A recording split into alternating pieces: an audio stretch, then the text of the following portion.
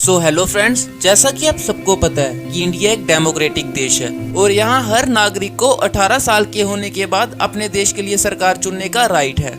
Friends, आज का हमारी वीडियो का टॉपिक इसी से रिलेटेड है, भारत में होने वाले चुनाव का process means election process in India. तो फ्रेंड्स, इलेक्शन के लिए दो चीजें बहुत मायने रखती हैं। पहला तो इंडियन कॉन्स्टिट्यूशन और दूसरी जनता यानी हम लोग। तो इलेक्शन प्रोसेस को जानने से पहले हमें इसकी हिस्ट्री जाननी होगी। अब ये तो आप सबको पता होगा कि 15 अगस्त 1947 को इंडिया को आजादी मिली। अब आजादी के बाद इंडिया में इलेक्शन की बहुत जरूरत थी ताकि देश की जनता अपने देश के लिए एक सच्ची रिप्रेजेंटेटिव सरकार का चुनाव कर सके। तो इंडिया के डेमोक्रेटिक कंट्री बनने से ठीक एक दिन पहले 25 जनवरी 1950 को ऑफिशियल रूप से इलेक्शन कमीशन की स्थापना करी थी। अब इससे अगला स्टेप था चीफ इलेक्शन कमिश्नर को अपॉइंट करना। तो 19 मार्च 1950 को श्री सुकुमार सेन को इंडिपेंडेंट इंडिया का चीफ कमिश्नर अपॉइंट किया गया और इसके बाद इंडिया के फर्स्ट प्रेसिडेंट श्री राजेंद्र प्रसाद श्रीवास्तव ने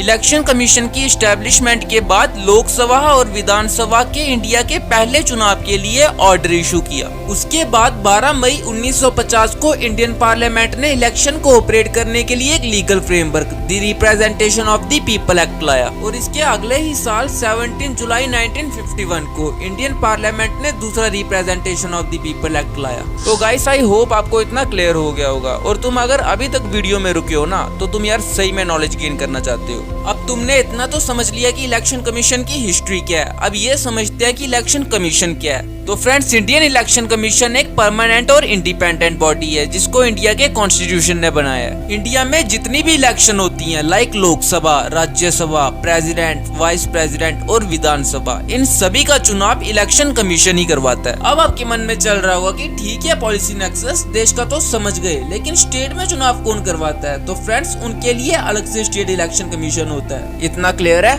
गुड। अब हम समझेंगे कि हमें इलेक्शन कमीशन की जरूरत क्यों पड़ी, इसके क्या फंक्शंस हैं, इसकी क्या पावर्स हैं, एक्सेट्रा सब समझेंगे। तो फ्रेंड्स, आर्टिकल 324 के according election commission Indian constitution में बहुत इंपॉर्टेंट रोल प्ले करता है। दैट्स व्हाई हम इसे कॉन्स्टिट्यूशनल बॉडी भी बोलते हैं। और वही बात करें कि इसमें कौन कौन से पद होते हैं, तो इसमें एक चीफ इलेक्शन कमिश्नर होते हैं जो पूरे इलेक्शन कमीशन के कर्ता धर्ता होते हैं। बट अभी हाल में इंडिया के 2 इलेक्शन कमिश्नर हैं जो टाइम के साथ घटाए या बढ़ाए जा सकते हैं। नाउ द क्वेश्चन इज कि अगर ये दूसरों का चुनाव करते हैं तो इनको इलेक्ट कौन करता है? Then the answer is president of India. और सिर्फ इंडियन प्रेसिडेंट इलेक्शन कमिश्नर को घटाया बढ़ा सकते हैं। रीजनल इलेक्शन कमिश्नर को भी प्रेसिडेंट ही चूज करते हैं और इनका टेन्योर भी प्रेसिडेंट ही चूज करते हैं। तो अब बात करते हैं कि गवर्नमेंट कितने टाइप्स की होती है। तो फ्रेंड्स, जैसा कि हमारा कॉन्स्टिट्यूशन फेडरल सिस्टम को फॉलो करता है, इसमें 2 टाइप्स की गवर्नमेंट होती है। नंबर 1 सेंट्रल गवर्नमेंट और नंबर 2 स्टेट गवर्नमेंट। पहले बात करते हैं सेंट्रल गवर्नमेंट के बारे में। तो फ्रेंड्स, पार्लियामेंट ऑफ इंडिया को 2 हाउसेस को मिलाकर बनाया गया है जिसे हम अपर हाउस मतलब राज्यसभा और लोअर हाउस मतलब लोकसभा के नाम से जानते हैं। इन्हीं 2 हाउसेस में कानून भी बनते हैं। कोई भी कानून पार्लियामेंट से पास होने के बाद प्रेसिडेंट के पास जाता है और फिर प्रेसिडेंट ही उसे पूरे देश में लागू करते हैं। According to Indian constitution, Rajya Sabha में मैक्सिमम 250 और लोकसभा में मैक्सिमम 552 मेंबर्स हो सकते हैं। अब आगे बढ़ने से पहले वीडियो को लाइक और सब्सक्राइब कर दो यार, ताकि ऐसी इंफॉर्मेटिव और एजुकेशनल वीडियोस तुमको मिलती रहें और तुम भी 4 बंदों के बीच अपनी बात रख सको। अब बात तो तभी रखोगे ना जब तुम्हें उस चीज की जानकारी होगी।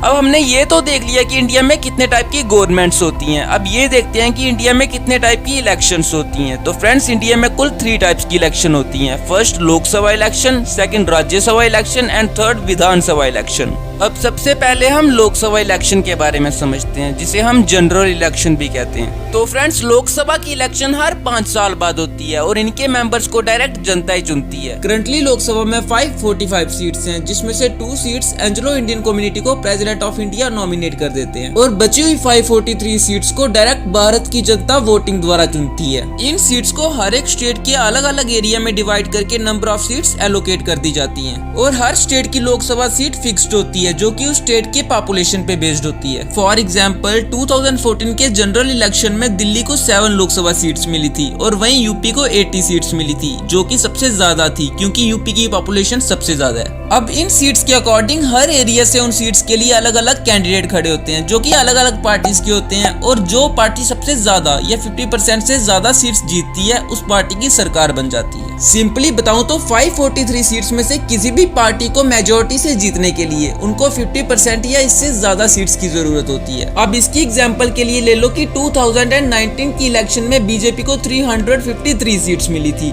वहीं दूसरी पार्टीज मिलाकर टोटल 51 सीट्स ही ले पाई थी, जिसकी वजह से बीजेपी जीत गई। फिर इसके बाद जो भी लोकसभा के मेंबर्स जो मेजोरिटी में जीते हैं वो लोग बाय वोटिंग पीएम सिलेक्ट करते हैं। अब आपको लोकसभा का तो क्लियर हो गया होगा, अब बात करते हैं राज्यसभा के बारे में। तो फ्रेंड्स, लोकसभा में मेंबर्स तो डायरेक्ट लोगों के थ्रू चूज किए जाते हैं, बट राज्यसभा में इसका थोड़ा उल्टा होता है। अब मैंने आपको ये भी बताया था कि राज्यसभा में टोटल 250 मेंबर्स होते हैं, याद है ना? तो इनमें से 238 मेंबर्स को अलग अलग स्टेट और यूटी के एमएलए इलेक्ट करते हैं, और बाकी के बच्चे 12 मेंबर्स को प्रेसिडेंट ऑफ इंडिया सिलेक्ट करते हैं। और ये जो 12 मेंबर्स हैं, इनको आर्ट, साइंस, लिटरेचर या सोशल सर्विस में स्पेशल नॉलेज होनी चाहिए। अब अगर इसके टेन्योर की बात करें, हाँ, कार्यकाल, तो जैसे लोकसभा का टेन्योर 5 इयर्स का होता है, उसके बाद दोबारा इलेक्शन होती है, लेकिन राज्यसभा का टेन्योर 6 इयर्स का होता है। और टोटल 250 सीट्स में से 1/3 सीट्स की इलेक्शन हर 2 साल बाद होती है। राज्यसभा के मेंबर्स को STV मतलब सिंगल ट्रांसफरेबल वोट्स के थ्रू इलेक्ट किया जाता है।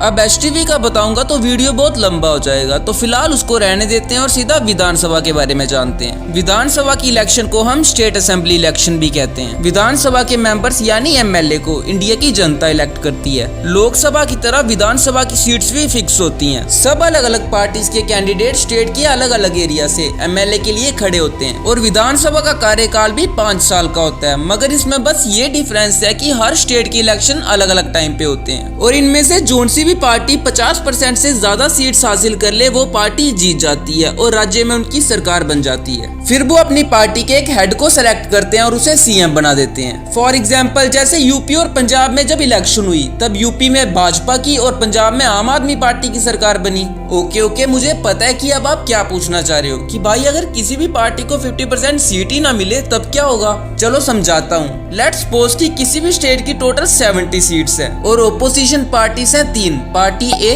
Party B and party C। Party A इधर 29, पार्टी B 27 और पार्टी C ने 11 सीट्स जीती, तो इधर किसकी सरकार बनेगी? क्योंकि यहाँ मेजोरिटी से जीतने के लिए तो 36 सीट्स चाहिए, 36 ही चाहिए ना। 70 सीट्स टोटल हमने सपोज किया, और 70 का 50% कितना हुआ? 35, और मेजोरिटी से जीतने के लिए चाहिए 36 सीट्स। तो इस वजह से पार्टी A ज्यादा सीट्स मिलने की वजह से भी अपनी सरकार नहीं बना सकती। तब पार्टी A क्योंकि उसको ज्यादा सीट्स मिली हैं, तो उसके पास ये अधिकार है कि वो पार्टी B या पार्टी C में से किसी एक के साथ गठबंधन में सरकार बना सकती है। तो आई होप आपको ये वीडियो पसंद आई होगी। अगर वीडियो पसंद आई है तो वीडियो को लाइक कर दो और चैनल को सब्सक्राइब भी कर दो, ताकि आप अपनी नॉलेज को और इनहेंस कर सको।